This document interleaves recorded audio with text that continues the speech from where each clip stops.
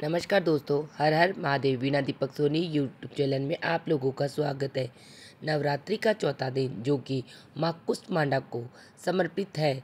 नवरात्रि के चौथे दिन कुष्मांडा देवी के स्वरूप की उपासना की जाती है। या देवी सर्वभूतेषु सृष्टि रूपेण संस्थिता नमस्तुष्यम नमस्तस्यम नमो नमः। ये माँ सर्वत्र विराजमान और कुष्मांडा के रूप में प्रसिद्ध अम्बे, आपको मैं बार बार प्रणाम करती हूँ या मैं आपको बार बार प्रणाम करता हूँ। हे माँ, मुझे सब पापों से मुक्ति प्रदान करे।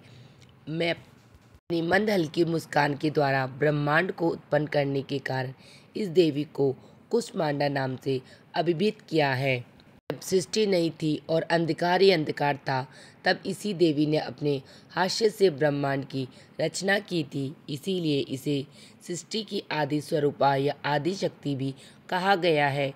इस देवी की 8 भुजाएं हैं, इसीलिए देवी अष्टभुजा कहलाती है। इनके 7 हाथों में क्रमशः कमंडल, धनुष, बाण, कमल पुष्प, अमृतपूर्ण कलश, चक्र तथा गदा है। 8वें हाथ में सभी सिद्धियों और निधियों को देने वाली माँ है।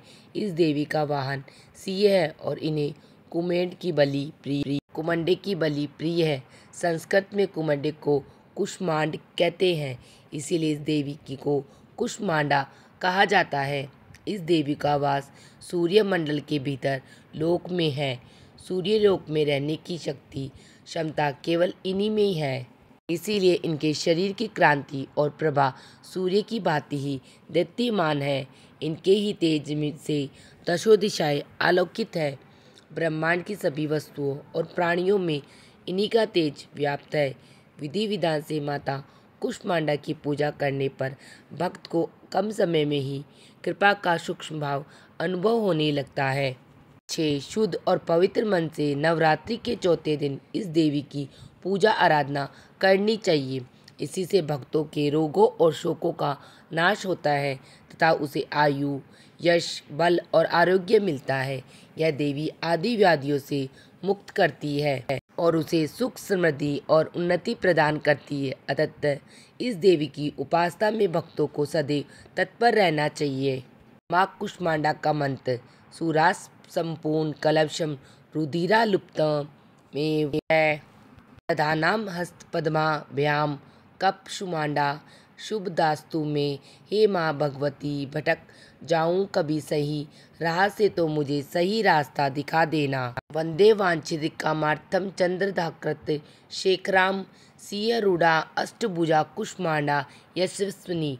चतुर्थी के दिन मालपुए का नैवेद्य अर्पित किया जाए।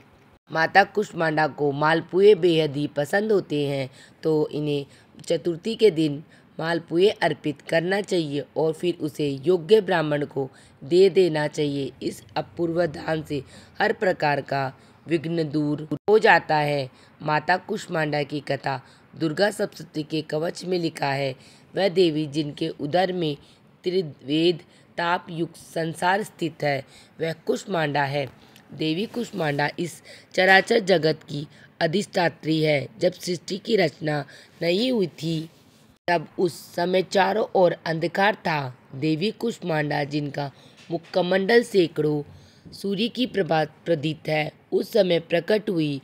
उनके मुख पर बिखरी मुस्कुराहट से सृष्टि के पलकें झपकने लगी। और जिस प्रकार फूल में अड़न का जन्म होता है, उसी प्रकार कुसुम अर्थात फूल के समान माता की हंसी से सृष्टि में ब्रह्मांड का जन्म हुआ। अतः यह देवी कुष्मांडा के रूप में विख्यात हुई। इस देवी का निवास सूर्य मंडल के मध्य में है और यह सूर्य मंडल को अपने संकेत से नियंत्रित रखती है।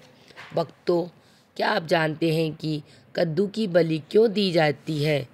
कद्दू को बलि का प्रतीक माना जाता है, इसलिए कई धार्मिक अनुष्ठानों में कद्दू की बलि दी जाती है। ऐसा माना जाता है कि जहाँ पशु बलि नहीं दी जाती, वहाँ कद्दू को पशु के प्रतीक के रूप में बलि दी जाती है। सनातन धर्म में नारियल और कद्दू जैसी चीज़ों को सात्विक पूजा में बलि का प्रतिरूप माना जाता है। कई समुदायों या इलाकों में यह मान्यता है कि कद्दू बड़े बेटे जैसा होता है। इसीलिए महिलाएं कद्दू को पहले किसी पुरुष से कटवाने के बाद ही काट सकती है। कद्दू को धन और स्वास्थ्य के प्रतीक के रूप में भी उपयोग किया जाता है। इसे कई तरह के व्यंजन जैसे पकोड़े, सब्जी, सूप और सांभर आदि तैयार किए जाते हैं। आयुर्वेद में इसे औषधि के फल के रूप में महत्व दिया गया है। माँ दुर्गा के कुष्मांडा स्वरूप की पूजा विधि। सर्वप्रथम कलश और उसमें उपस्थित देवी देवताओं की पूजा करनी चाहिए। तत्पश्चात माता के साथ अन्य देवी देवताओं की पूजा करनी चाहिए। इनकी पूजा के पश्चात देवी कुष्मांडा की पूजा करनी चाहिए।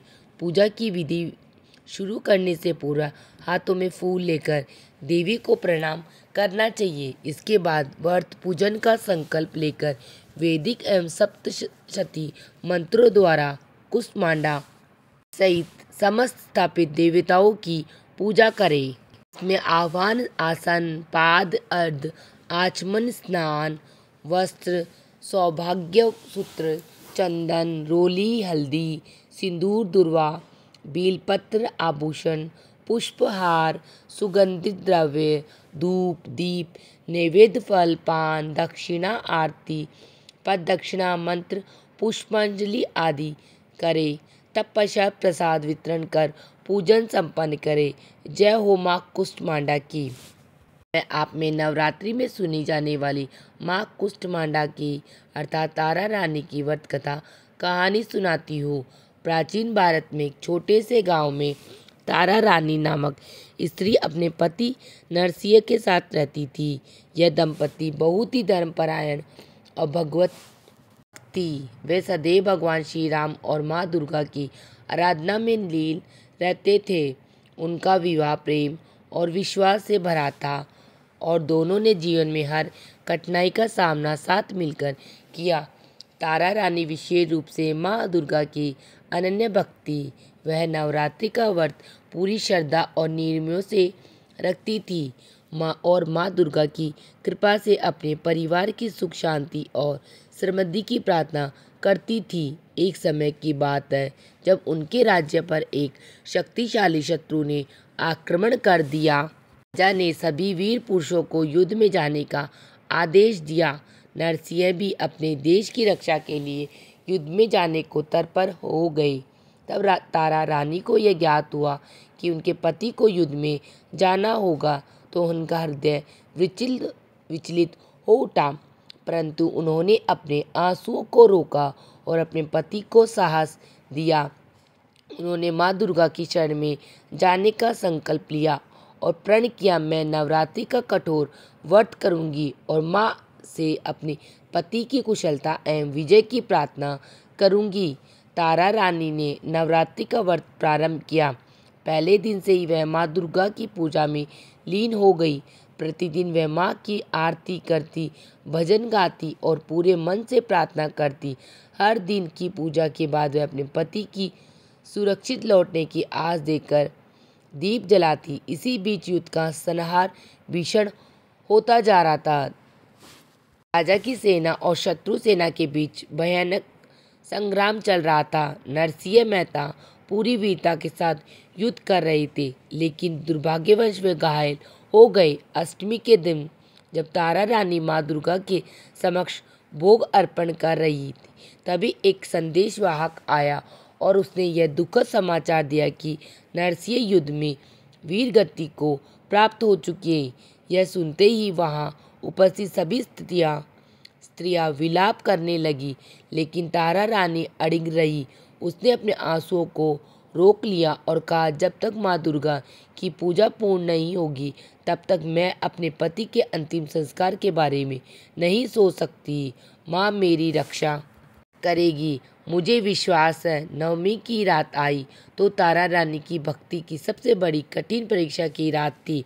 उसने संकल्प लिया, जब तक माँ दुर्गा उसके पति को जीवन दान नहीं देगी वह उपवास नहीं तोड़ेगी। वह पूरी रात माँ दुर्गा के चरणों में बैठकर प्रार्थना करती रही। उसकी आंखों से अविरल अश्रुधारा बह रही थी, लेकिन उसका विश्वास अटूट था। उसने माँ दुर्गा से कहा, हे माँ, आप जन्नत जननी हो, आप करुणादायिनी हो। आपने हमेशा अपने भक्तों की रक्षा की है। यदि मेरी भक्ति में सच्चाई है तो मेरे पति को आप जीवन दान दें। रात के अंतिम पहर में जब तारा रानी के ध्यान में लीन थी, माँ दुर्गा ने उसे स्वप्न में दर्शन दिए। माँ ने कहा, हे भक्त पुत्री, तेरी श्रद्धा और विश्वास ने मुझे प्रसन्न किया। तेरा पति जीवित हो जाएगा, चिंता मत कर। सुबह होते ही तारा रानी दौड़कर युद्ध भूमि की ओर गई। वहां जाकर उसने देखा कि उसके पति के शरीर में हलचल हो रही थी, जो नरसिंह मृत माने जा रहे थे। वह धीरे धीरे होश में आ रहे थे। यह देखकर सभी आश्चर्यचकित रह गए। युद्ध भूमि में उपस्थित सैनिकों ने इसे देवी माँ का चमत्कार माना। तारा रानी ने अपने पति को जीवित देखकर माँ दुर्गा को प्रणाम किया और पूरे गांव में पूरी देवी माँ की महिमा की कथा सुनाई। तारा रानी की यह कथा हमें सिखाती कि जब तक हमारे भीतर सच्ची श्रद्धा और भक्ति होती है, तब तक कोई भी कठिनाई हमें हरा नहीं सकती है और उनकी हर मनोकामना पूर्ण करती है। इसीलिए नवरात्रि में तारा रानी की कथा को सुनना और माँ दुर्गा की पूजा करना अत्यंत शुभ माना जाता है।